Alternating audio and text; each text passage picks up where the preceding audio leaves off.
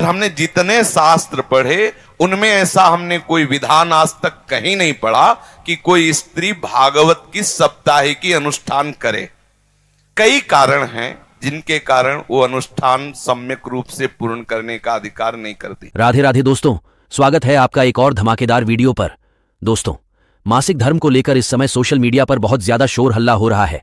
मासिक धर्म का सही नियम क्या है और मासिक धर्म में क्या करना चाहिए, क्या नहीं करना चाहिए। मासिक धर्म में नाम जप कर सकते हैं या नहीं, पूजा पाठ कर सकते हैं या नहीं, रसोई में जा सकते हैं या नहीं। जानिए, वीडियो पूरा देखिए तभी जान पाओगे। हमने जितने शास्त्र पढ़े उनमें ऐसा हमने कोई विधान आज तक कहीं नहीं पढ़ा कि कोई स्त्री भागवत की सप्ताहिकी अनुष्ठान करे। कई कारण हैं जिनके कारण वो अनुष्ठान सम्यक रूप से पूर्ण करने का अधिकार नहीं रखती।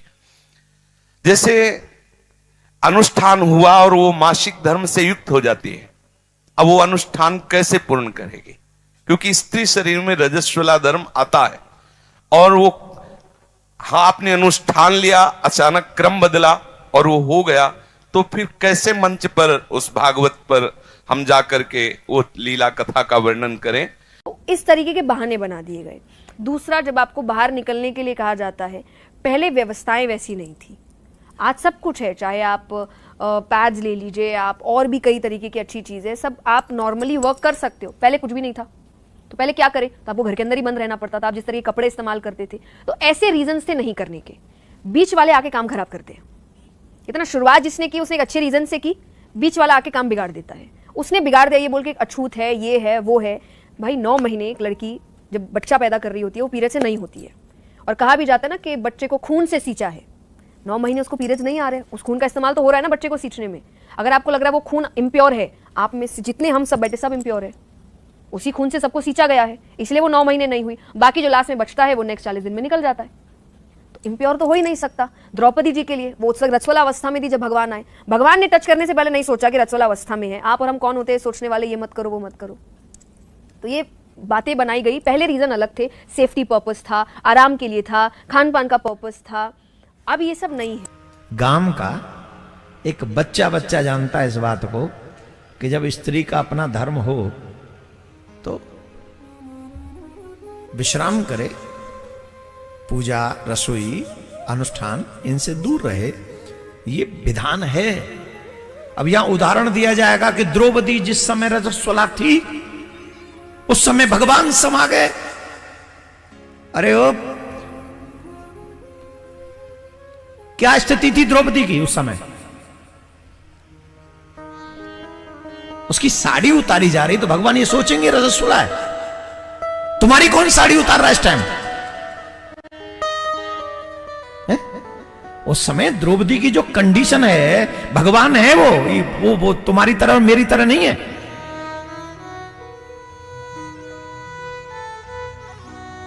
द्रौपदी की रजस्वला स्थिति है, लेकिन विपत्ति उस समय है तो भगवान वहां पहुंच गए।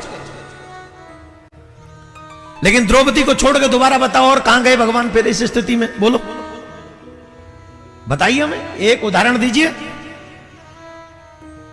एक तो भक्त पे विपत्ति आ गई इसलिए भगवान दौड़े। दूसरा उदाहरण, उसी रक्त से मनुष्य का जन्म होता है, निर्माण होता है। ये प्रकृति का नियम है, मेरा और तुम्हारा नहीं है। जिस प्रकृति ने उस रक्त से मनुष्य का निर्माण किया है, उसी प्रकृति ने ये हमको कहा है, डोंट डू दिस।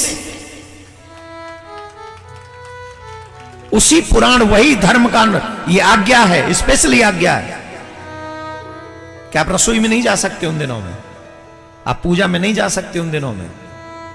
आज अगर हम इस व्यासपीठ पर बैठकर गलत विचारों को हम व्यक्त करेंगे तो आने वाली पीढ़ी धर्म से दूर हो जाएगी और धर्म को अधर्म को धर्म समझ के अधर्म करने लग जाएगी। ये हमारी जिम्मेदारी है। हमें शास्त्रों का पूरा ज्ञान होना चाहिए। आजकल ये तमाम क्वेश्चन आंसर होते और हम उल्टा सीधा कोई भी जवाब देते हैं। अगर आंसर न मालूम हो तो चुप रहो, लेकिन अधर्म को धर्म बना के साबित मत करो। इससे बहुत बड़ा फर्क पड़ेगा। आने वाली पीढ़ी समझेगी कि जब ऐसे धर्माचार्य ऐसा बोल रहे हैं तो यही सच होगा। और आपस में बैठकर चर्चा करना तो हमने सुना है, जैसे आनंदमयी माता, उड़िया बाबा और भी संतों के बीच में बैठकर भगवत चर्चा परस्पर हो रही है, सभा लगी हुई है और चर्चा घंटे 2 घंटे भगवत चर्चा हो रही, उसका तो प्रमाण मिलता है। शास्त्रों में आता है याज्ञवल्क्य से गार्गी जी प्रश्न उत्तर कर रहे हैं, चर्चा कर रहे हैं, ऐसा तो पाया गया है।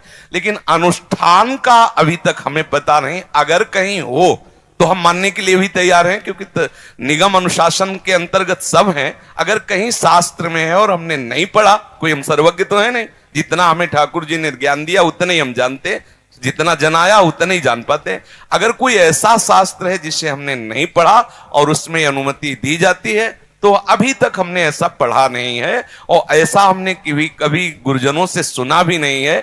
इसलिए मुझे ऐसा लगता है कि माताओं बहनों को भागवत का साप्ताहिक अनुष्ठान नहीं करना चाहिए। चर्चा करने का तो अधिकार है, भगवत लीला गुणानुवाद का अधिकार है। हम जैसे अपने लोग चर्चा कर रहे हैं, ऐसे वो बैठ के चर्चा कर सकते हैं, संत सभा में बैठकर भगवत यश गान कर। लेकिन अनुष्ठान साप्ताहिकी का निषेध है, ऐसा हमने शास्त्रों में कहीं नहीं प्रमाण पाया कि कोई भी स्त्री शरीरधारी मंच पर बैठकर साप्ताहिकी का अनुष्ठान करे। अब उसका परिणाम क्या होता है ये तो सर्वज्ञ भगवान जाने। उसका परिणाम क्या होता है इतना जरूर हम कह सकते हैं कि अमंगल तो होगा नहीं, क्योंकि भगवत चर्चा करने वाले का अमंगल नहीं हो सकता, ये तो पक्का है। ये बात जरूर है कि वो अनुष्ठान मंच का विधान नहीं हमने पढ़ा है, लेकिन ये जरूर है कि कैसे भी किसी भी तरह से भगवत यश श्रवण या कथन किया जाए उसका अमंगल नहीं हो सकता, ये हम बता रहे हैं। परिणाम क्या होगा ये ठाकुर जी जाने, क्योंकि वो परिणाम का ठीक निर्णय वही धर्म का कर सकते हैं। अपने भावना से इतना जानते हैं कि मंगल भवन का यश गाने वाले का कभी अमंगल नहीं हो सकता है। हाँ, ये नहीं करना चाहिए ऐसा शास्त्र में प्रमाण है कि इन कई कारण हैं ऐसे जिससे वो अनुष्ठान नहीं किया जा सकता। अगर कोई ऐसा हमें प्रमाण दिखा दे तो हमें उसमें कोई परेशानी नहीं। आपने प्रश्न किया, इसलिए शास्त्रीय विधान ऐसा है कि स्त्री साप्ताहिकी भागवत का अनुष्ठान नहीं कर सकती। तात्पर्य मासिक धर्म में, शौच में नहीं। अगर आप लेटरिन गए हैं तो आपको पवित्र होना है, उस समय नाम जप करो राधा वल्लभ श्री हरिवंश। कपड़े पवित्र, शरीर पवित्र, तब। अब जैसे मासिक धर्म में माताएं बहनें कई दिन का होता है तो पवित्र कपड़े आदि पहने हुए हैं, अंदर ही अंदर जप सकती, बाहर कोई माला से या ठाकुर सेवा आदि के लिए 3 दिन तो निषेध ही रहता है। तो अगर आपका तात्पर्य मासिक धर्म से है तो कर सकती हैं, अगर आपका तात्पर्य लेटरिन आदि की अपवित्रता से है तो नहीं कर सकते। उस समय नाम जप करो, 15-20 मिनट नाम जप करते हुए अपना जो दिनचर्या में शौच आदि की पवित्रता है उतने ही वस्त्र पहनो जितने धो सकते हो। बाथरूम में तो ऐसी व्यवस्थाएं होती है कि पर्सनल होता है, आप बंद करके वैसे फिर पवित्र होके फिर वस्त्र धारण करो, बाहर आ जाओ। जब आपका मासिक धर्म आए उस समय भी आप भगवान को स्पर्श नहीं करना, पर भगवान का नाम तो जपते ही रहना है। नाम निरंतर भाव से जपते रहना, मानसिक पूजा भी कर सकते हैं, इनमें दोष नहीं है। मासिक धर्म का कोई नियम बचा नहीं है। आज के जमाने में मासिक धर्म का आजकल कोई नियम नहीं रखता, लेकिन रखना चाहिए क्योंकि ब्रह्म हत्या का पाप है। अब आप हमें ही ये बताओ कि तुलसी तो एक पौधा है ना, तुलसी तो मात्र एक पौधा है, लेकिन अगर उस पर भी छांव पड़ जाए तो उसकी पत्तियां भी मुरझा जाती हैं। तो आप विचार करो कि ब्रह्म हत्या का पाप एक पौधे पर इतना प्रभावकारी है, तो फिर मनुष्य की बुद्धि को विकृत क्यों नहीं कर सकता। जनेऊधारी जो है उनका तो स्पर्श उस समय में स्त्री का करना ही नहीं चाहिए, और यहाँ तक कि स्त्री को किसी भी चीज का स्पर्श नहीं करना चाहिए। वो 5 दिन की अवस्था जो है उसमें सारा घर का दायित्व जो है वो पुरुष के ऊपर होता है, उसमें स्त्री कोई सहभागी नहीं होती है। क्यों नहीं होती है? क्योंकि वो अशुद्ध अवस्था में होती है। कोई अगर अकेली हो तो वो मजबूरी में सब जगह छूती है, लेकिन कोई तो महाराज मंजूरी में ही छूती है। किसी किसी की मजबूरी होती है, हर किसी की मजबूरी नहीं होती है। जिसके यहाँ करने वाले हैं अगर वो भी अशुद्ध अवस्था में हर जगह छूती है तो उसको पाप का भोग अवश्य भोगना पड़ेगा। कोई नहीं है और आपने छू लिया, कोई बात नहीं, फिर उसके लिए क्षमा मिल जाएगी, उसके लिए प्रायश्चित हो जाएगा। बहुत बहुत धन्यवाद दोस्तों, वीडियो पूरा देखने के लिए। आपको कौन से महाराज का विचार अच्छा लगा और किन के बातों से आप सहमत हो, कमेंट करके जरूर बताएं। और वीडियो को लाइक, चैनल को सब्सक्राइब भी कर लीजिए, क्योंकि यहां पर आपको रोज ऐसा ही सुंदर सुंदर वीडियो देखने को मिलेगा। मिलते हैं नए वीडियो पर। राधे राधे।